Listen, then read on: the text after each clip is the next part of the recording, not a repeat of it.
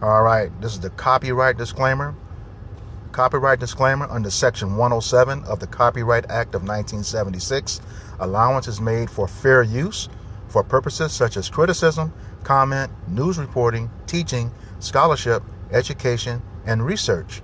Fair use is a use permitted by copyright statute that might otherwise be infringing. And this video is not for any monetary gain. It is explicitly for the reasons stipulated in the Copyright Act of 1976 under Section 107.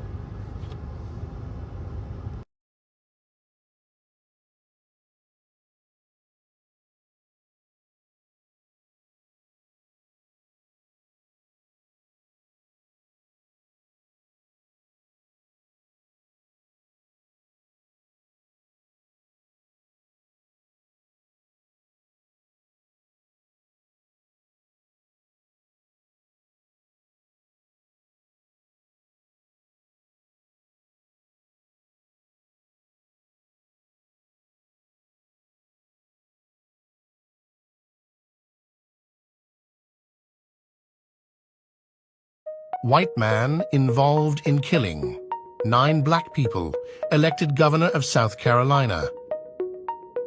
On November 4th, 1890, Benjamin Ryan Tillman was elected governor of South Carolina.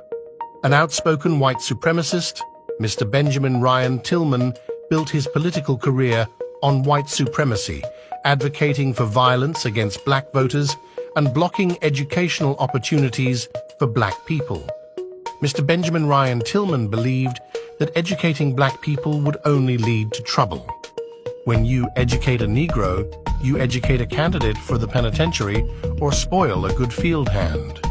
Mr. Benjamin Ryan Tillman's political career began after his involvement in the 1876 Hamburg massacre, where white men rioted and killed 9 people in a predominantly black town in South Carolina. During his campaign for governor, Mr. Benjamin Ryan Tillman promised to keep the state's black population in a position of permanent inferiority. Mr. Benjamin Ryan Tillman emphasized white supremacy and the revocation of black Americans' rights. Mr. Benjamin Ryan Tillman served 2 terms as governor and played a critical role in the 1895 South Carolina Constitutional Convention. The revised constitution disenfranchised black voters and served as a model for other southern states. After his governorship, Mr. Benjamin Ryan Tillman was elected U.S. Senator from South Carolina and served for 24 years. Throughout his tenure, he staunchly opposed black equality and women's suffrage. Benjamin Ryan Tillman's philosophy of white supremacy helped shape an era of oppression and abuse of black Americans throughout the South. A statue honoring him still stands on the grounds of South Carolina's state capitol. All right, Shalom. We are the Hebrew Israelites for the Indianapolis branch of the Great Millstone.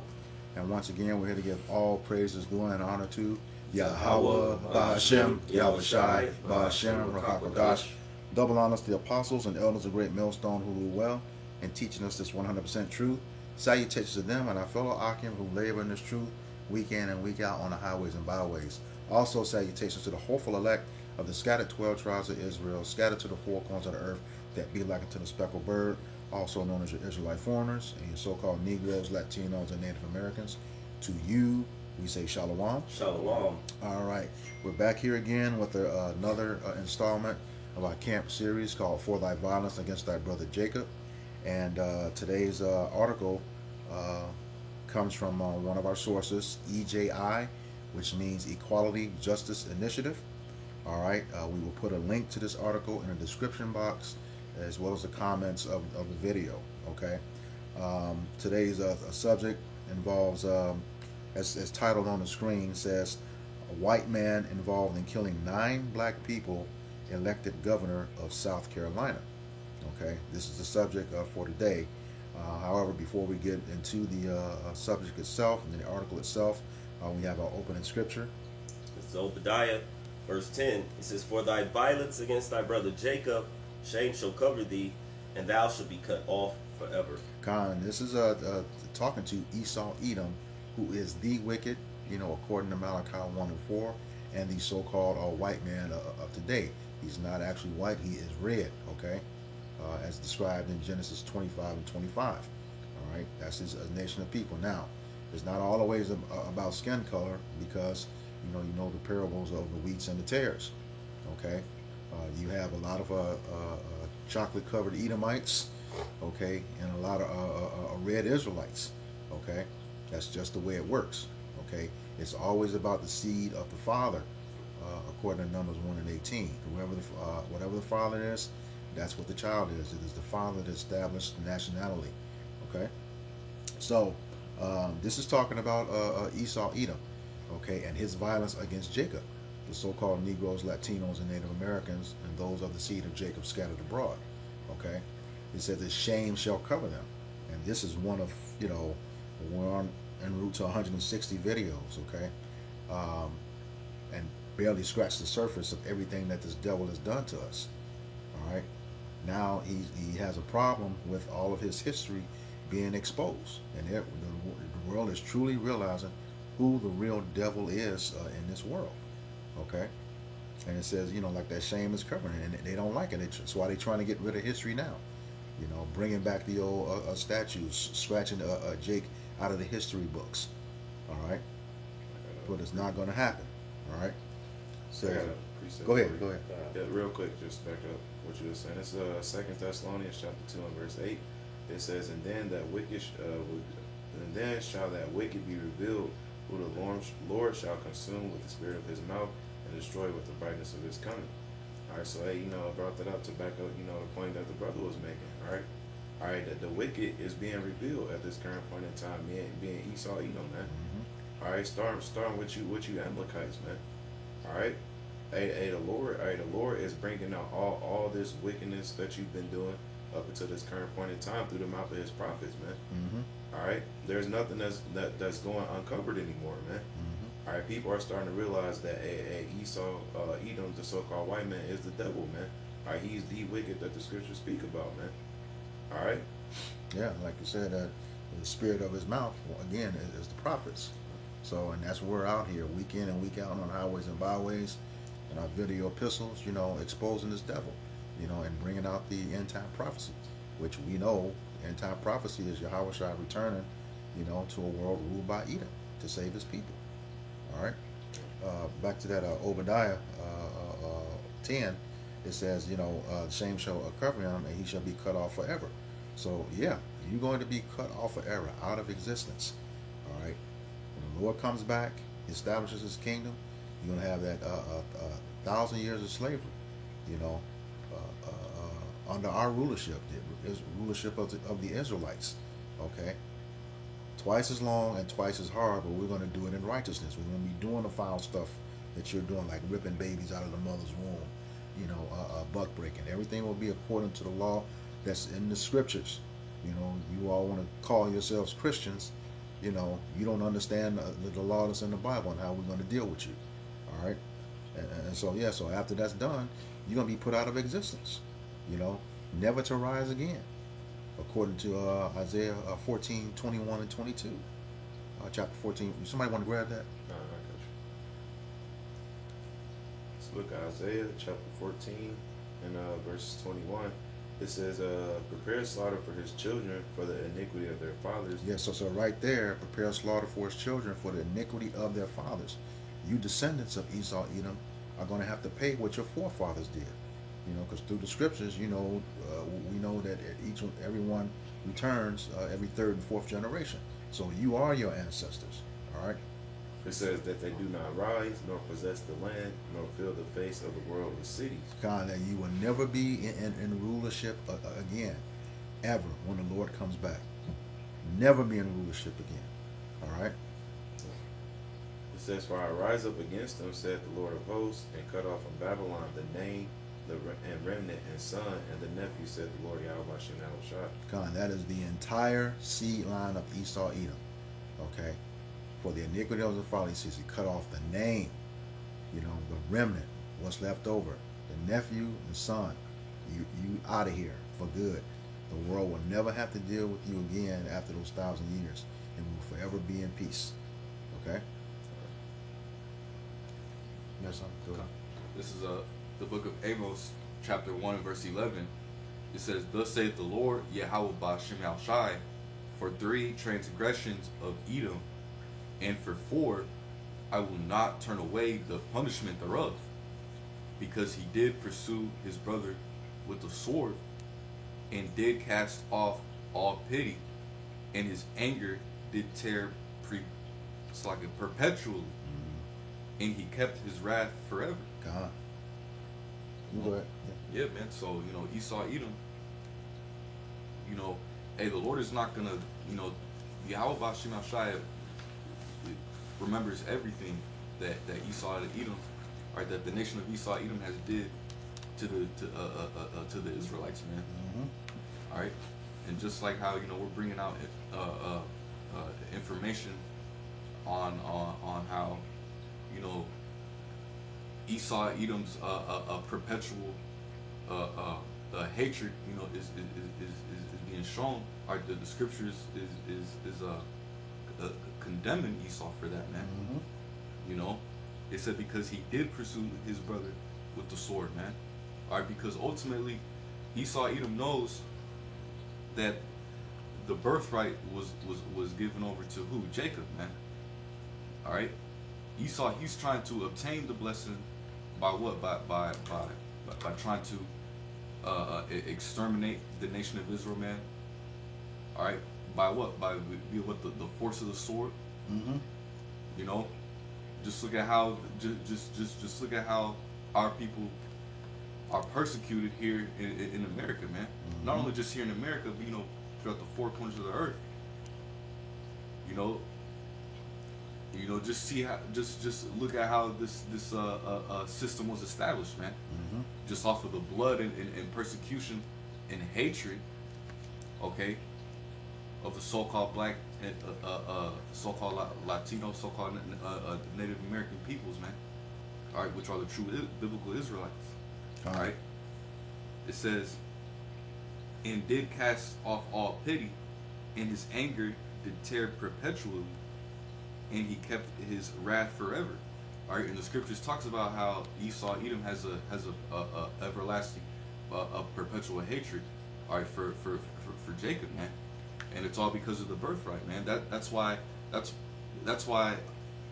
he does all this violent, atrocious, diabolical things to our people, man. Mm-hmm. Because that anger, that hatred is being shown, all right, through his spirit, man. Mm-hmm. All right. We have to be mindful that he had the birthright, but he sold it for some uncooked meat and lentil, so that's what it's worth. It meant nothing to him. Now he's mad about it, realizing what it was. He wants to be immortal, but he's not going to get it because now it's with us. All right, the Israelites. All right. Okay. All right. So without further ado, we'll go ahead and get into the article. Like I said before, the link to this article will be put in the description box of the video and posted in the comments. All right. The title, once again, it says, "White Man Involved in Killing 9 Black People Elected Governor of South Carolina." All right. It says, on November 4th, 1890, Benjamin Ryan Tillman was elected governor of South Carolina. An outspoken white supremacist, Mr. Tillman's identity as a politician was based on racial hierarchy, a deep commitment to blocking any educational opportunity for black people, and advocating for violence against black voters.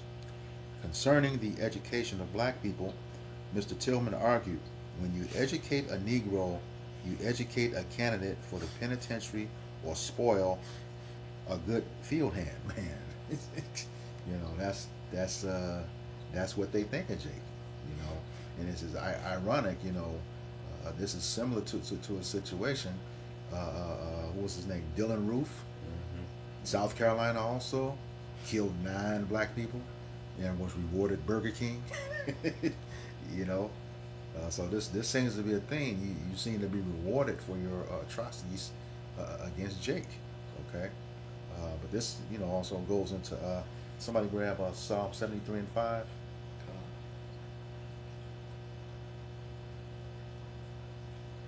This is the book of Psalms, chapter 73, and verse 5.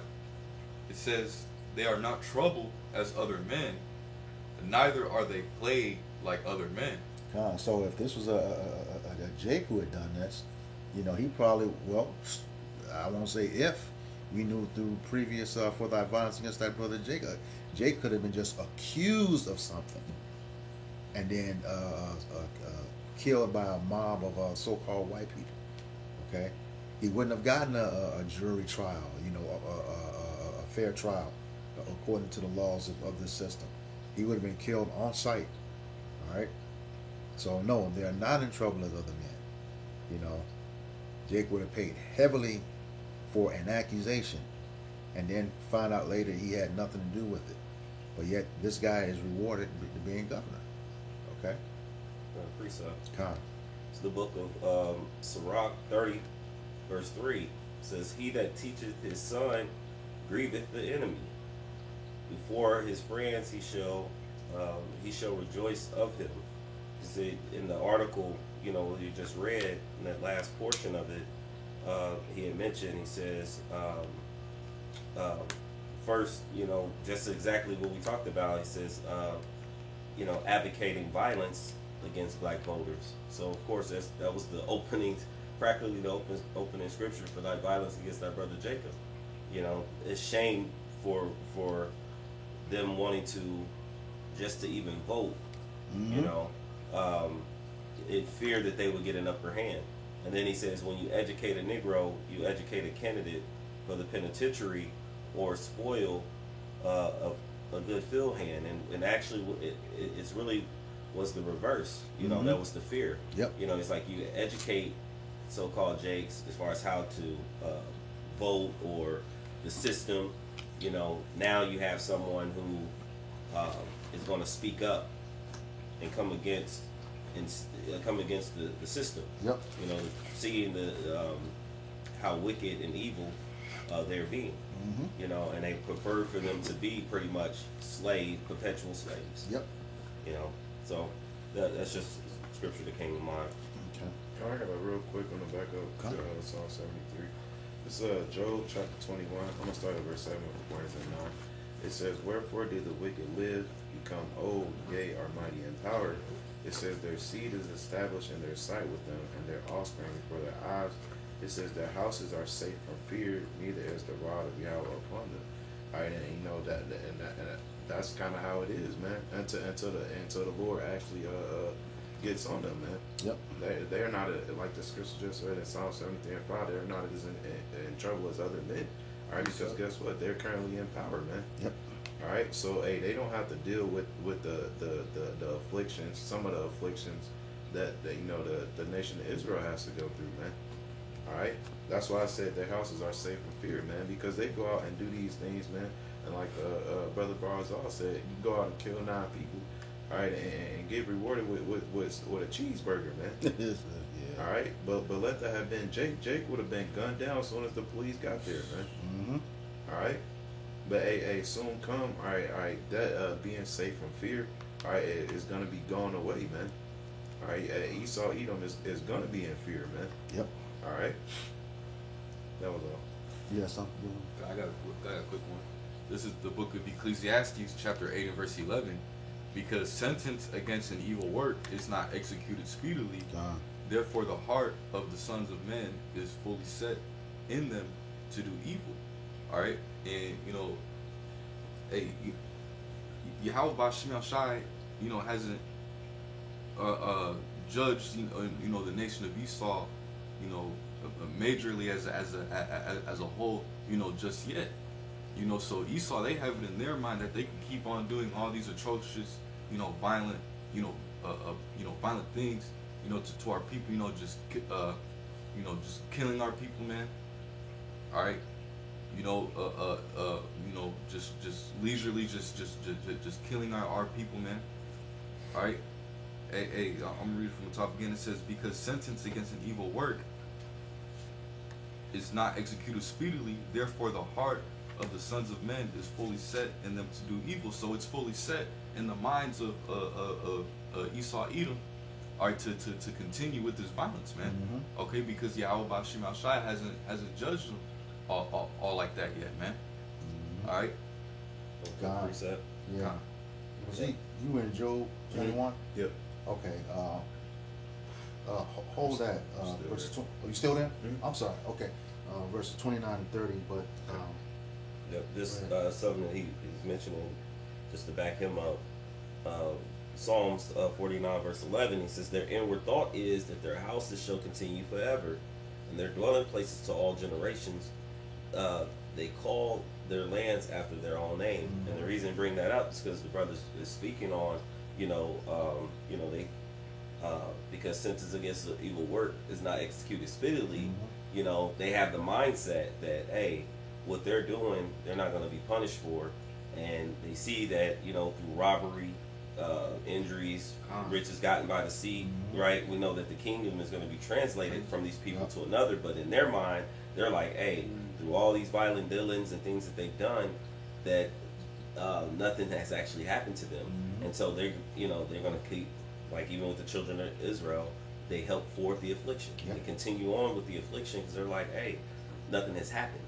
But and like the brother just what he was saying previously, like he said, they're not in trouble as other men, but soon they're going to receive their punishment, and we're starting to see that too. When Deuteronomy 30 and 7 said these curses shall be placed upon the enemies, and then of course we know in these last times Yahweh Bashmiel Shai said he will visit this place, and we're seeing the visitation through the scriptures, through earthquakes, the sedition, the division among the people, that perverse spirit that's been mingled among the people, as it tells us, he will mingle a perverse spirit amongst the Egyptians. And we see, their downfall currently for all the things that they've done, unto the children of Israel, the so-called blacks, Hispanics, and Native Indians, especially the elect of the children of Israel. Kind of that mindset you speak of is also talked about in Psalms 10, where he says he puffeth at his enemies, and he will never be in adversity. This is that mindset of that devil, man. Like nothing's going to happen to him. All right, the Lord's got you in the trick bag. According to you still got that Job. Yep. Go ahead. 29 and 30, right? Yep. It's Job chapter 21 and verse 29. It says, "Have ye not asked them that go by the way, and do ye not know their tokens?" Yeah, and their tokens is their signs of what they do. Everything that the scriptures say that this devil does, these are the signs that were given to us. As the scriptures say, things are written aforetime for our learning. Roughly paraphrasing, that we will have hope and comfort in the scriptures. Being able to identify you is enough for us to go onto the straight path. All right. One of the reasons we go on a straight path, because we know who we're dealing with. All right. It says that the wicked is reserved to the day of destruction. They shall be brought forth to the day of wrath. And that supports that part about them not being in trouble as other men. We get immediately judged. Jake does. Okay, immediately. Okay, but the Lord is reserving them until the day of destruction. Their downfall is going to be epic. Epic. And to have to watch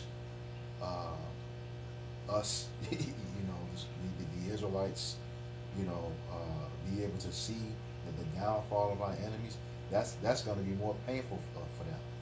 Because even though they're finding out that the people who are occupying the Holy Land right now are not the real people, they're still adamant that it's not us also, when the scriptures prove otherwise. All right? Quick precept? Huh? Yeah, it's the book of Proverbs, chapter 6, verse 4. It says, "The Lord hath made all things for himself, yea, even the wicked for the day of evil." So, of course, we know that, the wicked, is that he's using Esau, Edom. Eventually he's going to do away with him. So he's going to use his own people, to destroy him. We understand, that third new world war is going to be happening. It's going to happen, which is going to ultimately, be the Russians,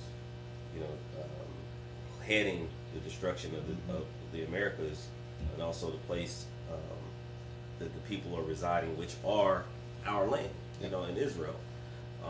But we know that, of course, all these things that are actually happening right now, not to get too deep as far as like with the snap and the division, like the shutdowns and all of this, it's greatly affecting, you know, his people. Yep. What is it, Romans is it 13, where it talks about the ministers. He's used for the minister. Oh, you gonna bear the sword in vain? Yeah, he doesn't bear the sword in vain. So, you know, he's using that. 2/3 of our people, you know, are going to get it. The other nations are going to receive it. And then ultimately the Lord's going to come and do away with him. You know. So, yeah, we'll get back to the article. Yep, back to Did the y'all have article. any? Yeah, Y'all have anything good. else? Okay. Back to the article. It says, Mr. Tillman's political career began after his involvement in the 1876 Hamburg massacre, where white men rioted and killed 9 people in a predominantly black town in South Carolina. In his gubernatorial campaign, Mr. Tillman promised to keep the state's black population in a position of permanent inferiority. Jeez. In his inaugural address and throughout his administration, he emphasized white supremacy and the necessity to revoke black Americans' rights. Man. Yeah, it's the devil, man. Okay. I gotta get to it real quick though, so I can.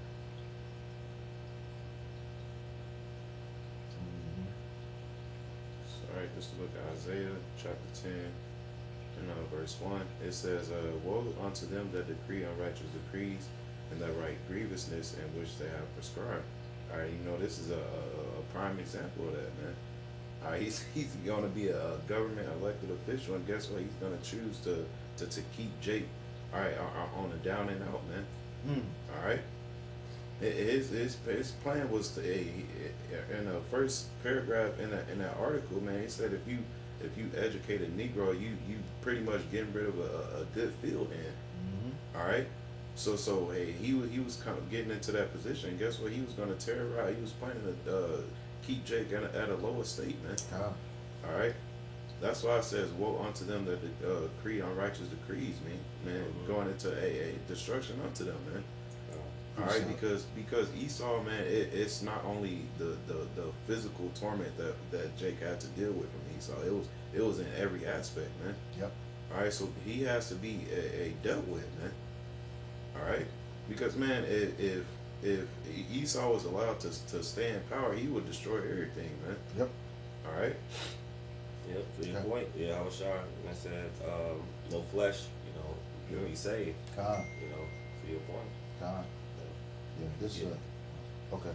But Precept I had Psalms 94 and 20, and it reads, "Shall the throne of iniquity have fellowship with thee, which frameth mischief by law?" And who's this talking about? Esau having fellowship with Jake? No. He frameth mischief by law. Okay, mischief is wickedness. All right, exactly the point of what that paragraph read, to keep us into a permanent state of inferiority. You know, that's not what Yahweh Shai intended for us. He said he has made us a peculiar nation above all nations on the earth. Okay, and you trying to keep us from being what we were created to be. Don't work that way. That just goes show that arrogance and pride that he has.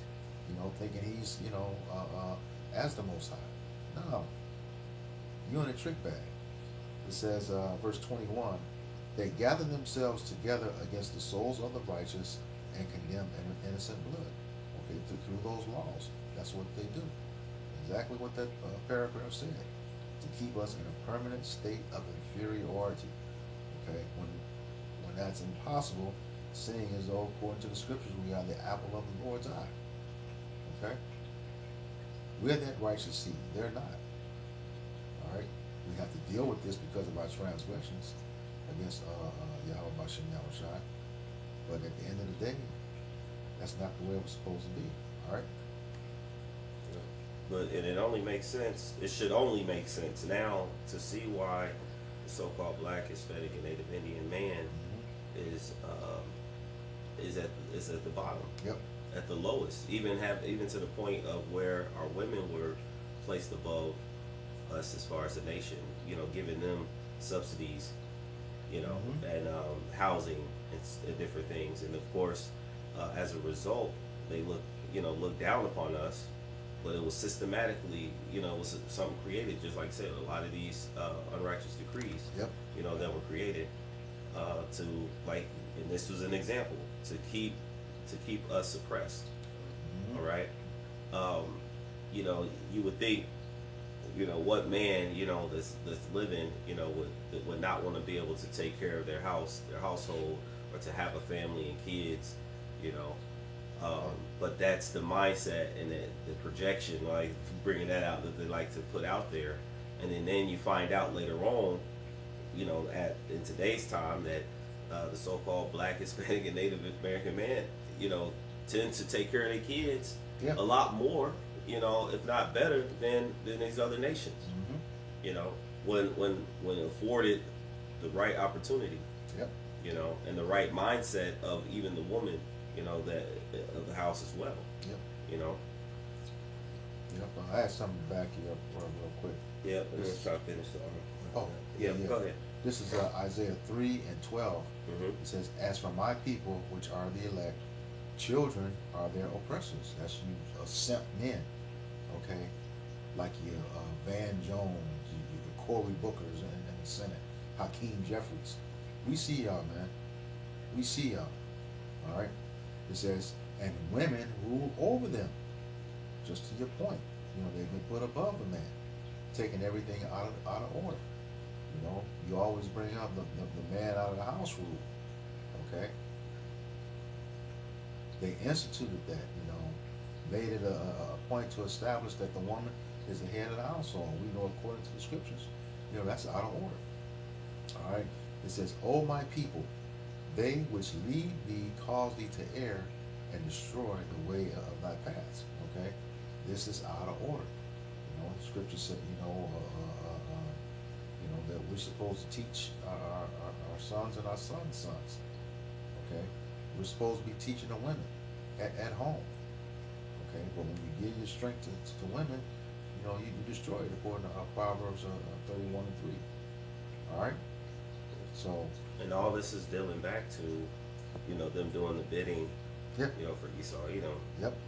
Whether they know it or not, this was something that they systematically have put certain laws and things in place, Mm-hmm. to which, though they do it like a blanket statement, their whole goal is pretty much to attack the so-called Black, Hispanic, and Native American men, women, and children. Yep. You know. Yep. Okay, back to the article. It says, "Mr. Tillman served 2 terms as governor and played a critical role in 1895 South Carolina Constitutional Convention. In order to vote under the revised Constitution, a man had to own property, pay a poll tax, pass a literacy test, and meet certain educational standards." And we know that those were some of those things were just random, that they would make up on the fly. Like, you go to the poll to get your ballot to vote, they'd have a pair of not a pair, but a jar of jelly beans sitting there, and you had to guess what number was in the jar in order to get your ballot to vote. Just bullshit. All right. It says, in intent and effect, the 1895 Constitution disenfranchised black voters and served as a model for other southern states. So here again, they're all in it together. We don't want to hear, we didn't have nothing to do with that, it wasn't us. You supported it. All right? You benefited from it. All right? Going on with the article, the last paragraph. It says, "After serving as governor, Mr. Tillman was elected U.S. Senator from South Carolina in 1895 and served in this capacity for 24 years. 24 years. Definitely part of that Psalms 94 and 20, that we just read out. You don't have fellowship, with those who frame administered by law. All right? It says, throughout his tenure, he staunchly opposed black equality and women's suffrage. Okay? And that women's suffrage was the women's ability to vote, which they eventually got in 1920. But mind you, that was the so-called white woman who was afforded that opportunity in 1920. It was 45 years later that so-called under the Civil Rights Act that so-called blacks had the right to vote. And we know that that whole system is messed up. It's not for Jake. All right, we know that voting, when you go into the etymology of it, it's making a vow to a king. All right, or a ruler, which the choices that you have, should be ruling over Jake. Especially a woman, especially someone of another nation. All right, but this is what it is, being under those curses. All right. It says, Mr. Tillman's philosophy helped shape the subsequent era of oppression and abuse of black Americans throughout the South. A statue honoring Mr. Tillman still stands on the grounds of South Carolina's state capitol. All right, and that goes back to what you brought out earlier, Psalms 49:11. What they do is memorialize their wickedness. All right, and make it the standard for the rest of this world, especially America, that they have control over right now. All right, but it's going to be gone here real soon, and they know it. All right. The last scriptures. Yeah. Y'all got anything? All right. Okay. All right. So with that, we hope this lesson was edifying to the elect body of the nation of Israel. Once again, we're going to give all praises, glory, and honor to Yahweh, Ba'ashem, Yahushai, Ba'ashem, Rakakadash. Double honors to our apostles and elders of Great Millstone who were well in teaching us this 100% truth. Salutations to them and my fellow Akim who labor in this truth week in and week out on the highways and byways. Also salutations to the hopeful elect of the scattered 12 tribes of Israel, scattered to the four corners of the earth, that be like unto the speckled bird, also known as your Israelite foreigners, and the so-called Negroes, Latinos, and Native Americans. To you who say Shalom. Shalom. Kwam Yasharala. Kwam Yasharala. Abab Abab. Abab Abab. We got next. Shalom.